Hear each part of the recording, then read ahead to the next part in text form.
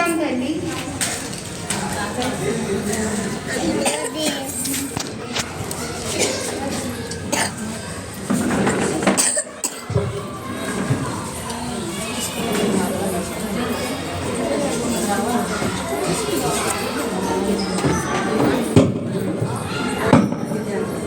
నంది, నన్ను లోపలికి వెళ్ళనివ్వు. పార్వతీదేవి ఎవరిని లోపలికి రానివద్దన్నారు. నంది, నన్ను లోపలికి వెళ్ళాను.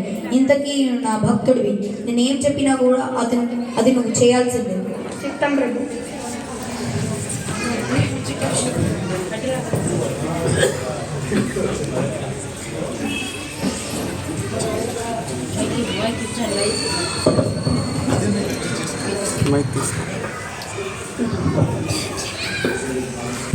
స్వామి, మీరేంటి ఇక్కడ? నేను నందికి చెప్పానే ఎవరిని లోపలికి రానివ్వదని. నంది నా భక్తుడు, నేనేం చెప్పినా కూడా అతను చేస్తాడు. లోకంలో అందరూ స్వామి భక్తులే, అందుకని నాకు ఇప్పుడు ఒక బలవంతుడైన తెలివైన ఇంకా నా మాట వినే ఒక పుత్రుడు కావాలి.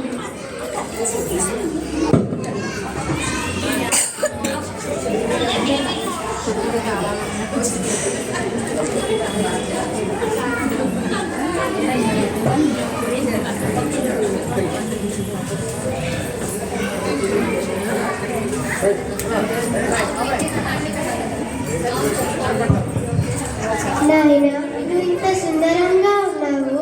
ఇవాళ నుంచి నువ్వు నా పుత్రుడు గణేశుడుగా పిలువబడి ఉంటావు. నేను స్నానానికి వెళ్తున్నాను. నేను ఆజ్ఞాపించే వరకు ఎవరిని లోపలికి రానివ్వకు. సరే తండ్రి.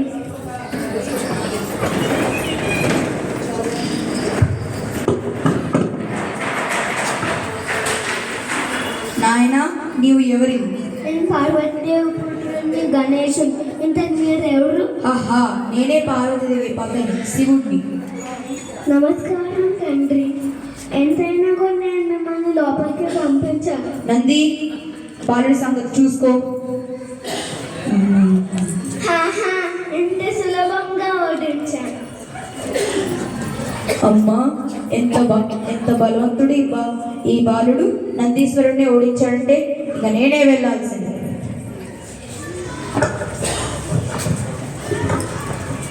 ఇప్పుడు తండ్రి కొడుకుల మధ్య ఏ భీకర యుద్ధం జరగబోతుందో, ఏ ప్రళయం సంభవించే ముందే నేను ఎలా ఆపాలి? త్వరగా వెళ్ళాలి.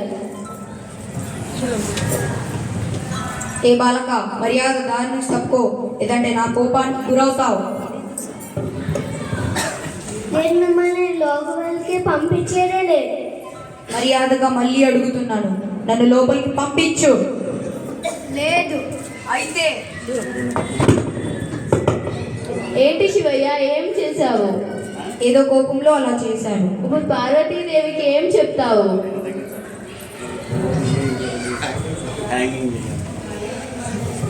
నా పుత్రుడు. స్వామి, ఏం జరిగింది?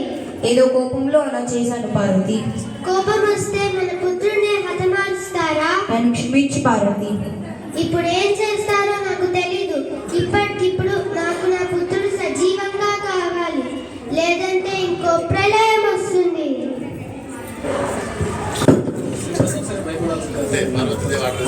శాంతించు తల్లి, శాంతించు. శివయ్య, సమయం మించిపోతుంది. ఒక శిరస్సునితే. నంది, తూర్పు దిశగా వెళ్ళి ఒక బాలుడు తన తల్లి వీపును చూసిన బాలుడి శిరస్సును తీసుకురా. చిత్తం ప్రభు.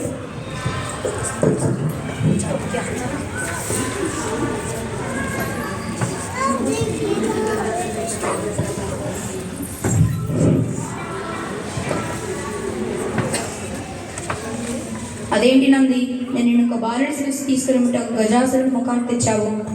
సమయం మించిపోతుంది. ఇంకెవరి శిరస్సు కంపించలేదు. సమయం మించిపోతుంది శివయ్య, శిరస్సుని జోడించు.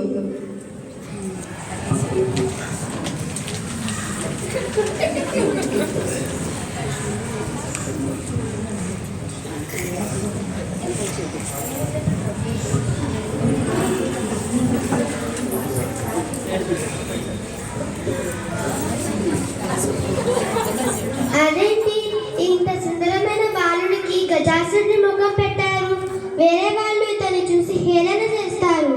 శాంతించు తల్లి, ఎవరూ తినను చూసి హేళన చేయరు. తినకి గజాసుని ముఖం పెట్టాడు కాబట్టి గజాననుడు అని పిలుస్తారు.